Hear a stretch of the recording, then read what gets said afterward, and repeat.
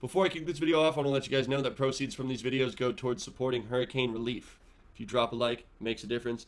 We send donations from the revenue that we get from these videos directly to foundations that provide relief for the areas that are impacted the worst. Alright guys, I know I said I was going to post an update first thing this morning, but I've been waiting, and I've been watching. And now we have Tropical Storm Helene. It is official. It is a named system. This is what I talked about in my first video, and I said everybody's overhyping everything. Everybody's like, oh yeah, you really changed your tone from the last time you filmed a video, huh? That's how this goes. I said 24 hours in hurricane years is like 15 years. My biggest concern was that this thing went tropical before moving into the Gulf, that it organized itself before moving into the Gulf. And if you look here, if I were to draw a line around the outer bands, that's looking a lot more like a storm. Look at that. Big storm starting to develop. This thing is going to be absolutely huge. How strong will it get is going to be the question. I watched some of my hurricane videos from the past, and I personally feel as though I've not really been funny enough. Me being all serious through all these updates, I don't think it's helping anyone's nerves. So we're going to try to be more optimistic today. Maybe give you guys some peace of mind, because there's no reason to worry. I've worried a great number of times about storms, and they're always just something that in a lot of ways we have to embrace and we have to deal with. We got to be calculated. We got to feel like we got this. There's no sense in handling this with haste. We still have time. Just want everybody to relax for now. Florida also knows hurricanes. We're pretty much the main target for hurricanes when it comes down to it. We live in a very densely populated state where there's tons of supplies. So sure, you can go get some supplies. Today is definitely the day to start preparing, but you don't really need to be going out and hoarding anything because hurricanes actually happen really fast. I understand being trapped in one, it can seem like eternity, but we're usually talking like 12 to 16 hours. Then wherever gets hit and wherever's the most directly affected, all the surrounding areas come in to help. Florida has a very, very strong sense of community. I'm sure if you've lived here for long enough, you've seen some selfless acts that could bring a tear to your eye. I remember when the Bahamas got hit as hard as they ever have, and captains from all over Florida were donating their time and their boats to drive over and bring some supplies. I think that's just one of the best. That's just one of the best things about being a human, is having compassion and being a kind enough person who's willing to lend a hand, because we all know what it's like to feel like we need some help. Your best course of action is always to stay out of the direct path of the storm. I would not stay on any islands. If you are on any intercoastal or any waterways, pay attention to the surge maps. We're going to jump into them. They're kind of scary. 10 to 15 feet, 6 to 8 feet, 5 to 8 feet. Anywhere on the Gulf Coast could see serious flooding from this storm. It's still not in the Gulf. So these are all just predictions. These are not things that we need to freak out about. It's just something to be aware of. I think that a lot of times in the past, the NHC has actually underhyped storms. Where we thought a Category 3 was going to make landfall, Hurricane Michael ended up having winds over 200 miles an hour. And then like days later, we're like, oh, by the way, it wasn't a 3, it was a 5. Things just happen really quickly is my point. It never hurts to be ready. It never hurts to just look out there for some information. Use the trusted sources and have a plan. If you're on the water, pretty much just go inland. That's my best advice for you. There's going to be statewide effects from this storm. It's going to hit, like 15 states are probably going to see bans from this storm. This is quite a scary scenario. Throughout my entire life, I've seen many hurricanes, but brushing as close to as a predicted major hurricane as we're about to is uncomfortable. Should we panic? No, we still have time. Does it look likely that we're going to have a major hurricane in the Gulf though? Absolutely, it does. When NHC says it, you have to follow because they're pretty reliable. And actually, like I said many times in the past, have underhyped storms that ended up being catastrophic. So that being said, now's the time to prepare, to have a plan in place in case the scenario makes a turn for the worst. If you are new to hurricanes and don't know how to prepare, let me help you out real quick from a video from last year's hurricane season. This will hopefully give you a laugh, and then we will get serious again. I'm one of the leading experts in many things.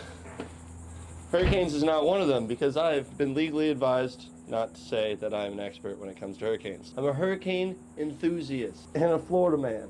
The point of today's video is to help you feel like you got this, because I know you do. With my help. What if there's beach? Now it's time for us to give you some advice on what you should do to feel more prepared for this hurricane. Number one, flashlights are incredibly convenient if you go into full-blown panic mode. Here's a list of things that you can do around your home to add safety. Be sure to trim any large branches. It's probably going to get as windy as you've ever seen, and branches break when it gets windy. So trim the brush around your house. This house is good. We're good here. If you own a pool, good for you. Ugh. Throw all your lawn chairs and tables into it to prevent them from flying into your neighbor's house. Don't even think about leaving your trampoline assembled, especially if it's the world's biggest one.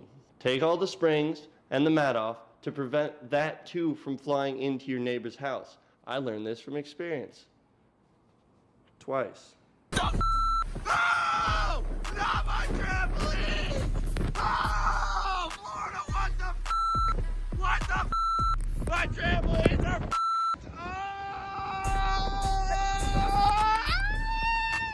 Tie it down to something solid, take all the springs and mats off, and you'll be good. Be sure to park your car somewhere safe and avoid low-lying areas. So do not park your car at the bottom of the hill.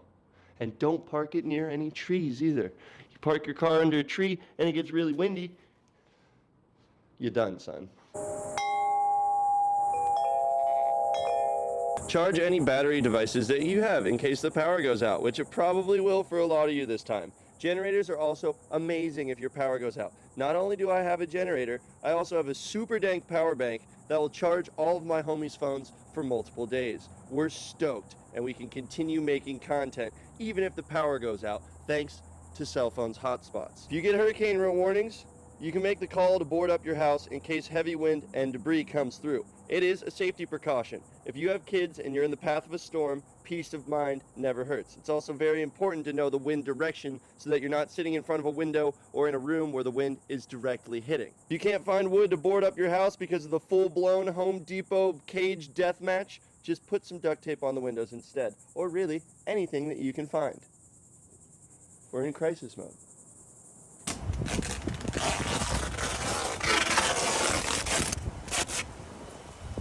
Don't tape it home. No hurricane's gonna take my dad out of here, I'll tell you that. Another pro tip for if you anticipate your power to go out is to find as many bottles of water as you can. Fill them up in the sink. Fill up gallons, galloons, whatever you can find. Put them in the freezer. Freeze all of your water. That way if your power goes out, your freezer stays cold, and then when it eventually thaws out, you have clean drinking water. The most important thing to note about a hurricane is where it hits. If it hits north of you, you're gonna get the brunt of the storm. If it hits south of you, you're gonna get all the wind that has already traveled across land, so it's not gonna be as bad. You need to be tracking these storms in real time. I will be posting live updates on my Instagram.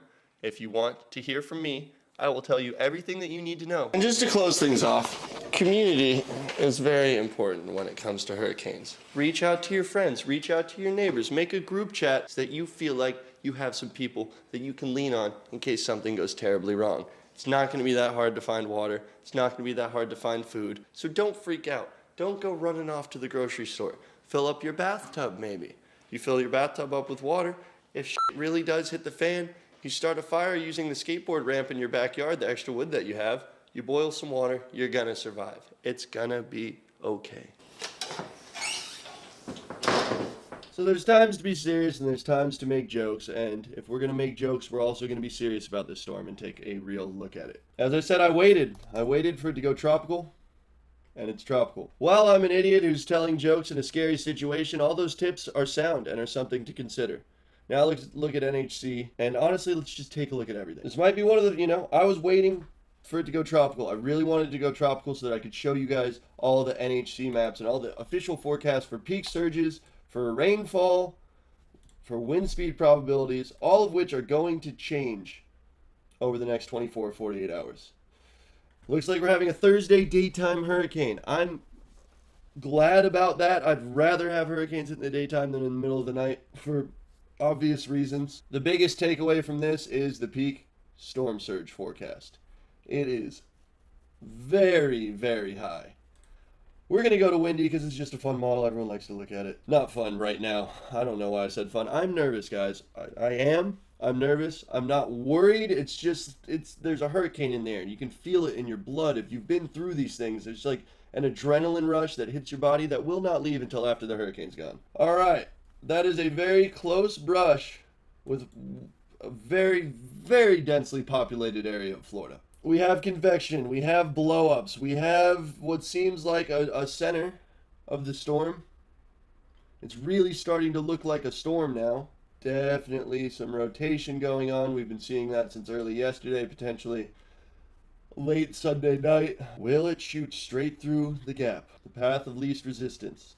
Will it hit the mountains over Cuba and get broken up a little bit and not be as serious as we think it could be? Spaghetti models all starting to agree. All can still change and swing to one side or the other.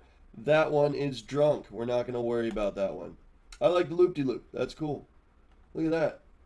That's like the shape of a wave. We're being optimistic today, remember? This is pretty crazy, the satellite imagery from NOAA, where you can see this thing growing to be huge. I don't even think we're going to be able to see the waters of the Gulf once this thing moves into the Gulf with how big the bands are going to be. It appears that the bands are going to be a lot stronger on the east side of the storm. The east side of the storm is going to be the side that has the juice, which is not really good in terms of where it makes landfall because that's where the wind and the storm surge comes from. Wow. Wow, wow, wow. That is a completely different thing than we saw yesterday. It's something that we need to watch extremely closely. Moving into the hot loop current of the Gulf that is going to feed this storm water and moisture and heat. Everything's kind of in place for this storm to rapidly intensify. You hear that all the time, rapid intensification. About 80% of major hurricanes, Category 3 to Category 5, undergo rapid intensification. That is the problem with major hurricanes. Rapid intensification is defined as an increase in the maximum sustained winds of a tropical cyclone of at least 30 knots or about 35 miles per hour in a 24-hour period. So, what we're saying is there's about an 80% chance that once this thing becomes a hurricane, we will see rapid intensification. We will see it go from 70 to 100 miles an hour, maximum sustained winds in 24 hours. The problem is it can go way past that. And that's the main thing that we have to look out for. I'm going to go to Mike's weather page, Spaghetti Models, because it's a very easy place to get to the GFS, to get to the Euro, to get to all the models that you want to check out. Go down here, we're going to flip the region, we're going to go to the southeast United States because that's what we're looking at now. 972 for the GFS. I'm going to go on Twitter really quick. I think Mike put up all four of the models right next to each other. 4 hours ago, overnight intensity models swung back the wrong way, all showing a pretty strong major hurricane Thursday. Yeah, it's a really close brush with Pinellas County where I'm at and with Tampa Bay. And it's one of Pinellas County is one of the most densely populated counties on the entire planet, and it's a very low-lying county. Looks like it moved a good bit west. Let's go look at NHC again, because that's the 11 a.m. Okay, 11 a.m. Doesn't look very west to me. Well, we're outside the cone, but again, the cone is just where they predict the eye wall could go. Once storms get this strong, they kind of do whatever they want. This front moving down from the north too right here is going to help push the storm back east. So how strong the front is, how much it actually plays a role, how strong this hurricane is, how much it decides to pretty much ignore the front. These are all variables that we're considering. And the rainfall is just going to be unprecedented in many areas. More rain than some places have probably gotten in the last 50 years. It's going to be a rainmaker. There's a lot of moisture in it, and we got to keep an eye on it. I'll probably do another update this evening. That's kind of all I have for now. It still hasn't moved into the Gulf yet, so this is kind of like an update where I feel like I'm sitting on my hands. But trying to get out there, trying to get them out there to you guys. I'm not freaking out. I don't think you have any reason to freak out. It's not going to help you. Just be informed, be safe, have a plan. Today's a good day to start prepping. We got tomorrow to prep too, but we're going to start feeling effects of this storm tomorrow. We're going to start getting hit by bands. We're going to start getting hit by wind. We're almost going to start feeling some wind from this thing tonight. I mean, the Keys for sure. Look, the Keys is already getting some breeze from the storm. So, potential major hurricane in the Gulf Coast. Have to look at it, have to take it serious. Check the National Hurricane Center. Listen to the experts, and we're all going to make it through this like we always do. Oh, those lights are bright. Thank you guys so much for watching, and I'll see you soon for another update.